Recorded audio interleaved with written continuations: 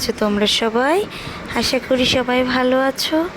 আমিও ভালো আছি। চলে আসলাম আবার একটা নতুন ভিডিও নিয়ে। থাম্বনেল টাইটেল দেখে বুঝতেই পারছো আজকের ভিডিওটা কি হতে চলেছে। আগের ভিডিওতে তো তোমাদের বলেইছিলাম যে খাওয়া দাওয়ার কোনো ভিডিওই তোমাদের সাথে শেয়ার করতে পারিনি।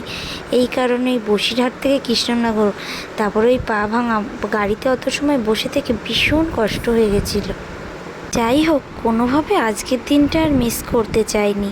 বোন, ভাই, দিদি, কাকা সবাইকেই দিয়েই ভিডিওটা করিয়েছি। যাই হোক, এখানে ভাই আর আমার বরমশাই দুজনা মিলে চলে গেছিলো বাজারে। ওরা বাজার করে চলে এসেছে। তারপরে এখানে বোন বসে বসে খাসির মাংসটা বাচ্ছিল, আর এখানে আমার সোনা পাখি এসে তার বাবার কানে কানে জানি না কি বলছিল। যাই হোক, কথা বলতে বলতে আগে মাটনটাই রান্না বসিয়েছিল, আর এদিকে ভাত হচ্ছিল। যেহেতু মাটনটা আগে চলে এসেছিলো, এই কারণে মাটনটা আগে রান্না করেছে। তার আগে ডাল, ভাজা ভুজো এইসবগুলো তো হয়ে গেছিলো। মাটন হলে তারপরে মাছ বসাবে। এখানে আমার দিদি বসে বসে মাটন টেস্ট করছে। আমাকে বলছিল তুই খাবি, দেখো মাটনটা তখন ভালো সিদ্ধ হয়েছিল না, তাই টেনেও ছিঁড়তে পারছি না। যাই হোক, বোন গেছিলো বাইরে মিয়ামোড় থেকে কেক আনতে, যেহেতু জামাই ষষ্ঠী স্পেশাল যে পেস্ট্রিগুলো থাকে সেগুলোই বোন আনতে গেছিলো। যাই হোক, আনতে গিয়ে ওর একটা জুয়েলারি পছন্দ হচ্ছিলো, সেটাও কিনে নিয়ে এসেছে। আর আইসক্রিম এনেছিল 2 in 1, কিন্তু কি গরমে গলেই গেছিলো প্রায় আইসক্রিমটা। যাই হোক, তারপরে এখানে বললাম না, ইলিশ মাছ এখানে ধুয়ে বেছে নুন হলুদ মাখিয়েই রেখেছিল।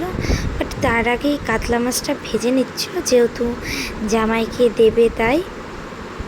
দেখতে ছোট হলেও পিসগুলো কিন্তু কাতলা মাছ বেশ বড় বড়ই ছিল। যাই হোক, কাতলা মাছ ভাজা হয়ে যাওয়ার পরে আমের চাটনি বসানো হয়েছিল। দেখো, আমের চাটনিটাও বেশ দারুণ লাগছিলো। তারপরে এখানে দেখো মাছ বসানো হয়ে গেছে, মাছ কমপ্লিট প্রায়। মাছ টকবক টকবক করে ফুটছে। সত্যি ইলিশ মাছটা কিন্তু জাস্ট অসাধারণ খেতে ছিল, খুব ভালো লেগেছে। যাই হোক, এই পিসিটা কিন্তু দারুণ রান্না করে, হাতের রান্না বেশ ভালো।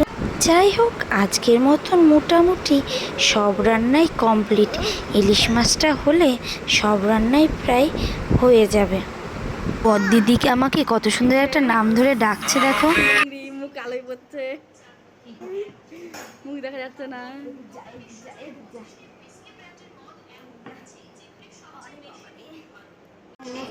দেখি দেখি সারাদিন শুয়ে বসে রয়েছে না, তার জন্য আমাকে দেখে তোমরা আশা করি বুঝতেই পেরেছো আমার পায়ের অবস্থা কেমন হয়ে রয়েছে, যার জন্য লাঠি নিয়ে আমাকে চলে ফিরে বেড়াতে হচ্ছে।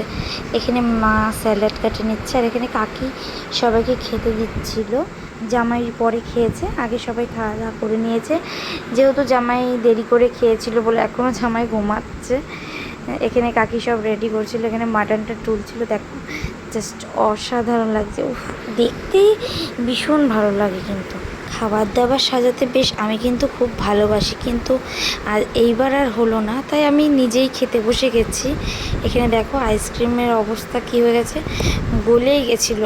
মানে ফ্রিজ থেকে বের করার সঙ্গে সঙ্গেই আইসক্রিমটা গলে গেছিলো। আমার আইসক্রিম খেতে যে এত ভালো লাগে তোমাদেরকে আমি কি বলবো। যাই হোক, আমাদের খাওয়া দাওয়া কিন্তু কমপ্লিট। এখানে আমরা আইসক্রিম নিয়ে বসে যাচ্ছি, এদিকে তারপরে মা এদিকে সব কমপ্লিট। দেখো, জামাইয়ের জন্য কি দারুণভাবে মা সব সাজিয়ে রেখেছে। এখানে আপাতত জামাই এসেও রেডি। মেনুতে কিন্তু অনেক কিছুই ছিল, ইলিশ মাছ, টক ডাল, ভাজা, চিকেন কষা, মাটন, মিষ্টি ছিল, দই ছিল, চাটনি, পাঁপড়, তারপরে পেস্ট্রি, কেক, অনেক কিছুই ছিল। যাই হোক, মা সব কাছে আগে আগে দিচ্ছিল। এখানে জামাই বাবাও বসে পড়লো। মানে এই দিনটা স্পেশালিটি তো জামাইয়ের জন্যই। এই ফিশটা এত ভালো লাগছিল দেখতে, কখন খাবো খাবো বুঝে পাচ্ছিলাম না। মানে জামাই খাওয়ার আগেই আমরা খেয়ে ওটাকে পরিষ্কার করার চেষ্টা করছিলাম। এখানে দেখো, আমার সোনা পাখি আইসক্রিমের বাটিটাই চেটে একদম খেয়ে নিচ্ছে। যেহেতু আমার সোনাইকে আইসক্রিম দেওয়া হয় না, তাই আইসক্রিম পেয়েছে, তার বাটিটাই আর ছাড়ছে না। যাই হোক, খাওয়া দাওয়া মোটামুটি এখানে প্রায় কমপ্লিটই হয়ে গেছিলো। এখানে কাকি সব গুছিয়ে নিচ্ছিল, যেহেতু সবার খাওয়া দাওয়া কমপ্লিট হয়ে গেছে।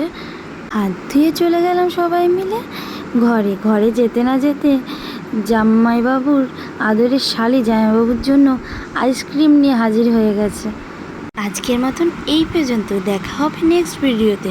ভিডিওটা ভালো লাগলে প্লিজ শেয়ার করো।